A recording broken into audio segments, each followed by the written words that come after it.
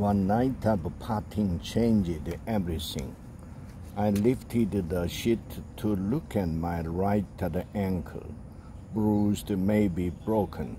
My back hurt too. I called my friend Danny to take me to the emergency room. We laughed about our big night out while limping down the stairs, driving south on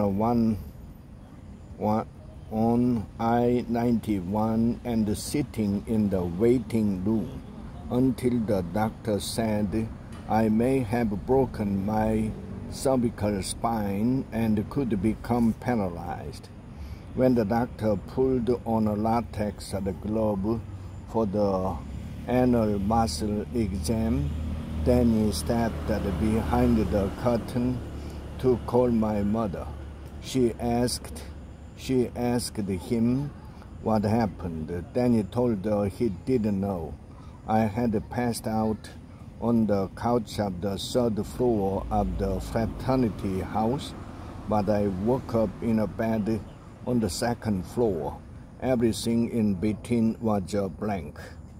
Suspecting that Danny was lying to protect either me or himself, my mother got in a car and drove to the hospital to find out. From Colorado to New Hampshire. A week later, she wheeled me from the hospital to an extended stay hotel to recover.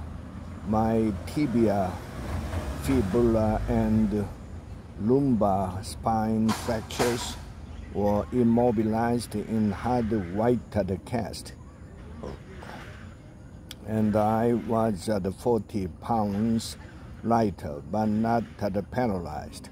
Our first night there, at 1 a.m., the fire alarm went off.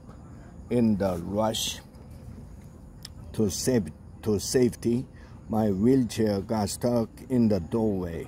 It couldn't submit the lip of the door frame. My mother rescued me with a pair of backup crutches.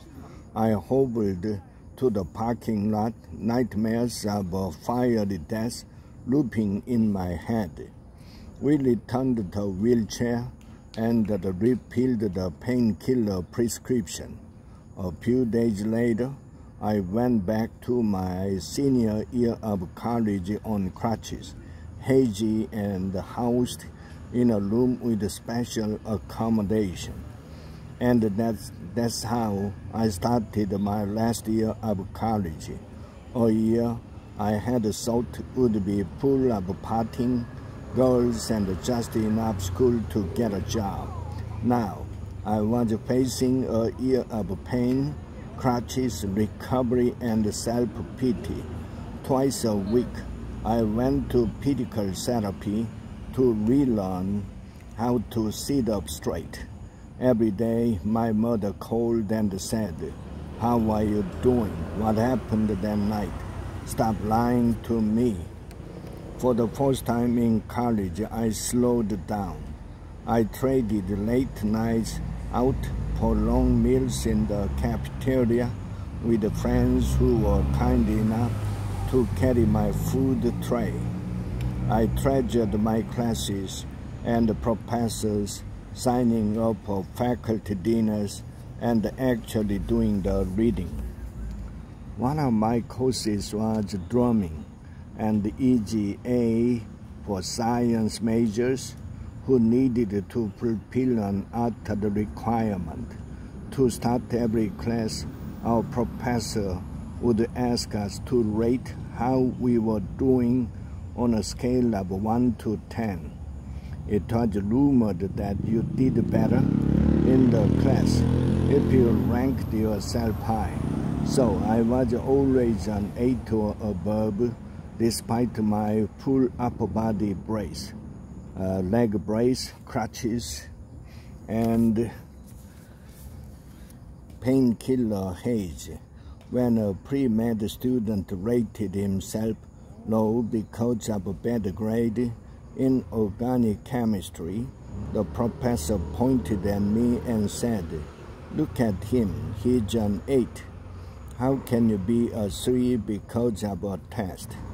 There was one other person on campus using my situation for a boost. Near the food court one day, I saw a pair of soccer teammates, Kim and Emma, whom I barely knew. Kim was also on crutches with a torn ACL. Seeing me, Emma said something to Kim, and they both laughed. Later, I learned why. To cheer Kim up about her missed soccer season, Emma had said, "At least you are not that guy."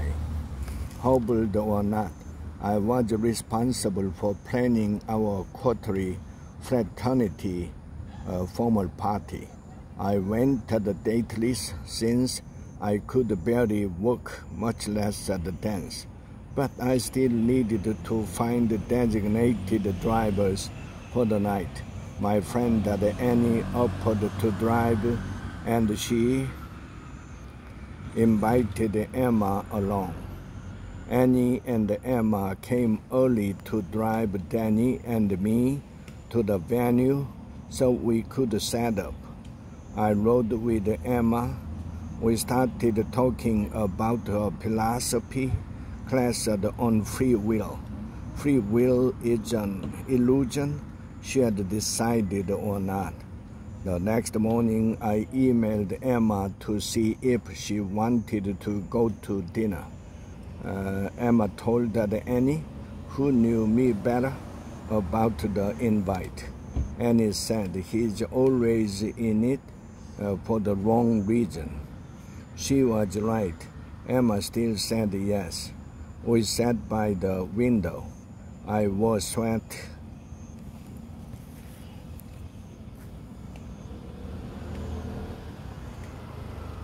Since real pants didn't fit over my cast, I left Danny at the library in this belief that I had nearly finished my final paper and that I had an actual date. My first ever. Never had I asked the girl out to dinner or coffee or on any sort of respectable outing. Everything had been casual hookups, fraternity and sorority mixers, drunken encounters. Unsure how it would go, I prepared 3 questions on a note card to ask at conversational lulls. Emma ordered a goat cheese pizza. I had macaroni and cheese.